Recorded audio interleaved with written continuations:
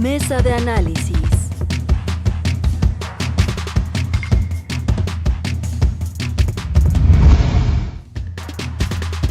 Bueno, entramos en la parte final, nos quedan pocos minutos, pero muchos temas. Y bueno, pues rápidamente querías comentar, y me parece que es más que oportuno, Alfredo, el libro de Anabel. No sé si Gabriel, no le pregunté porque no consulté con Gabriel si había tenido oportunidades de echarle un ojo al libro de Anabel Hernández, que no es un libro cualquiera, y lo digo de esta manera porque es un libro que contiene información que se obtuvo de la forma en que Anabel Hernández lo narró en este programa esta misma semana, en la primera entrevista que concedió a medios. Gracias, Anabel, que nos pues compartió un adelanto del libro y lo que nos ha narrado, que es algo pues extraordinario, esta información que obtuvo a partir de que el hijo del Mayo Zambada, alias el Vicentillo, escuchó una entrevista con Anabel cuando hablaba Anabel de los señores del narco hace 10 años, hace 9 años, cuando hablaba Anabel del arranque de los señores del narco,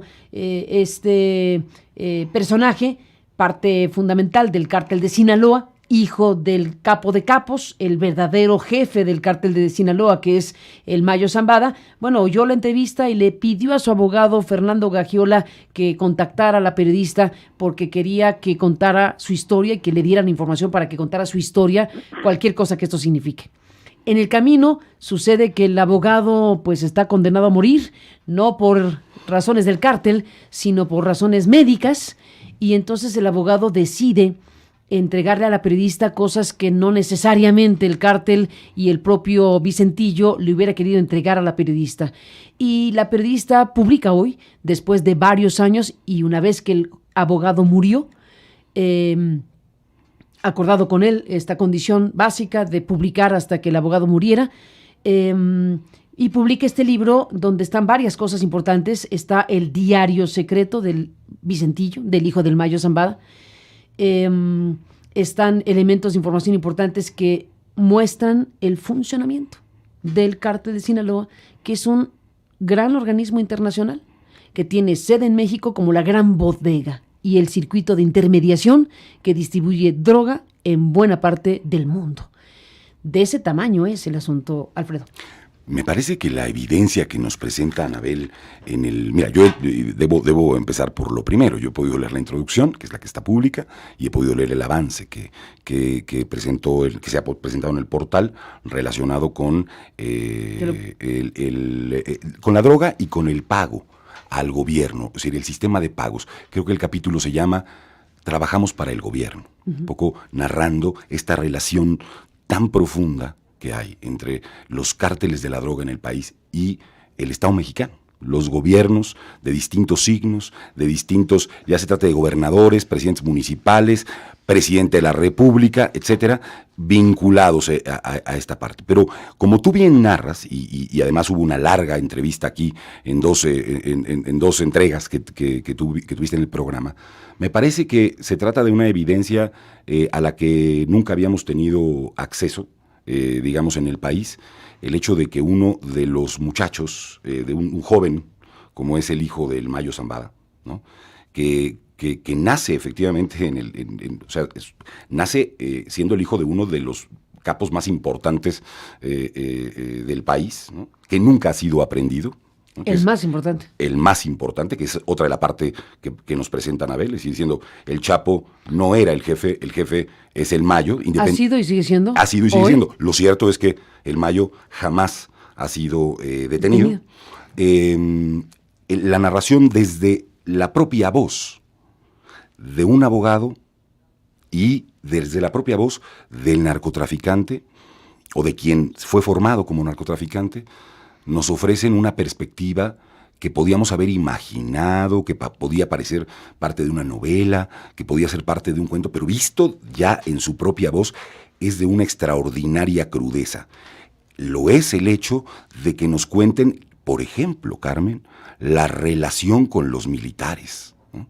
Es decir, cómo los militares de alto rango van construyendo relación y vínculos con quienes están y llevan mucho tiempo estando ahí, como es el caso de el Mayo Zambada y del cártel de Sinaloa, Creo que la relevancia de lo que ahí se señala va y debería simbrar buena parte de nuestras concepciones sobre lo que constituye el narcotráfico en el país y también sobre lo que constituye el sistema político en México. Es decir, hay evidentemente dentro de esta lógica testimonios, por ejemplo, de cómo se financian las campañas electorales. Dice, se financian todas las campañas electorales y en muchas de las ocasiones se financia más de una campaña electoral. Por ejemplo, ponen el caso tremendo de Maloba en el estado de Sinaloa, diciendo se financiaba tanto la campaña de la oposición como la campaña del PRI. Y dados esos hechos, después es el propio Mayo el que va diciendo quiénes van a ser los representantes de la seguridad pública del estado de Sinaloa. Bueno, hay una imputación importantísima en esa lógica que deberemos estudiar y que deberemos conocer, pero que viene a revelar, me parece, desde la propia voz del narcotráfico, cómo se vive y se distribuyen los pagos, los sobornos y el sistema en donde vivimos. Es decir, que puede parecernos para muchos y muchas de nosotros invisible aquello, pero que está ahí presente en la economía mexicana y en un montón de aspectos. Gabriel Reyes Orona, ¿qué dices?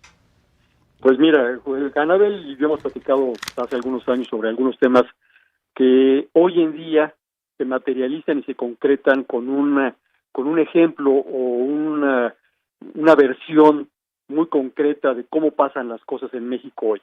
¿Por qué?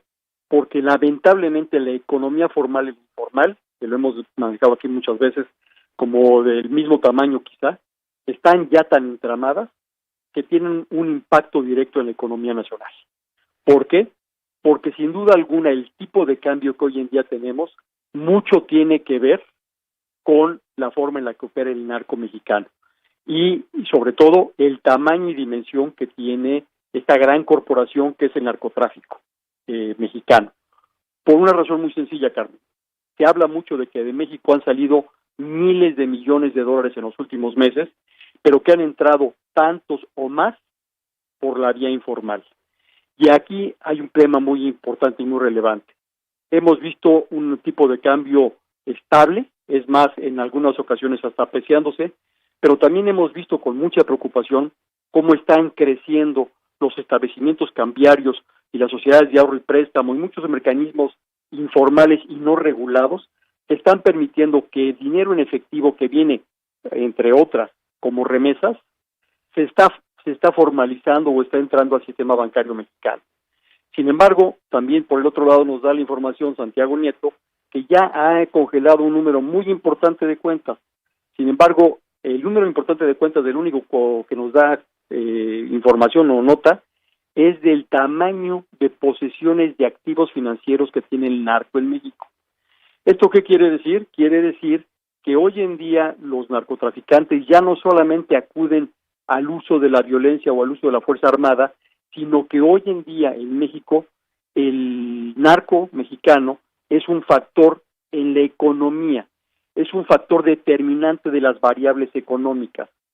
Sabemos que hay tres variables muy importantes, que son el tipo de cambio, la inflación y la tasa de crecimiento, y relacionado, por supuesto, con la tasa de interés. Aquí, una de las grandes variables que estamos viendo nosotros de una forma completamente anómala e irregular es el tipo de cambio.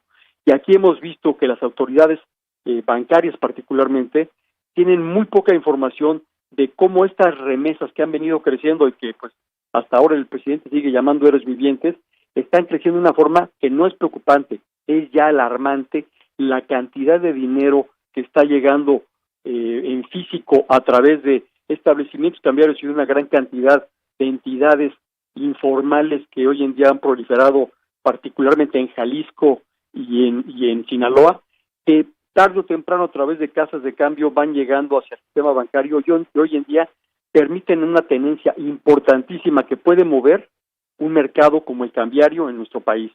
Pero no solo eso, sino que en este contexto tenemos que darnos cuenta que la inflación solamente puede variar cuando hay una variación constante y generalizada de precios.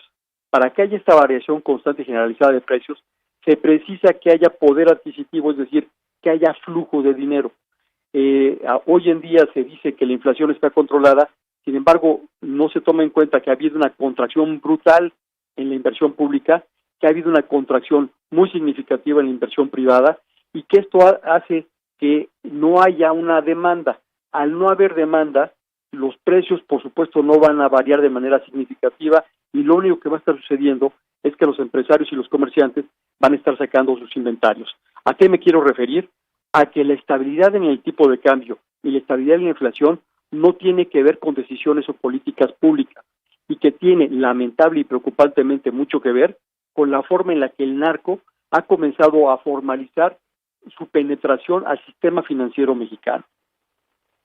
Gabriel Reyes Solana, Alfredo Figueroa, bueno, seguiremos hablando de todo esto. Por lo pronto, gracias por estar aquí. Tenemos todavía un tramo de programa y varias cosas importantes que le vamos a presentar después de la pausa, pero por lo pronto, gracias, Gabriel, Alfredo, a los dos, muy buenos días. Gracias, Carmen, buenos días. Gracias y buenos días. Gabriel. Volvemos.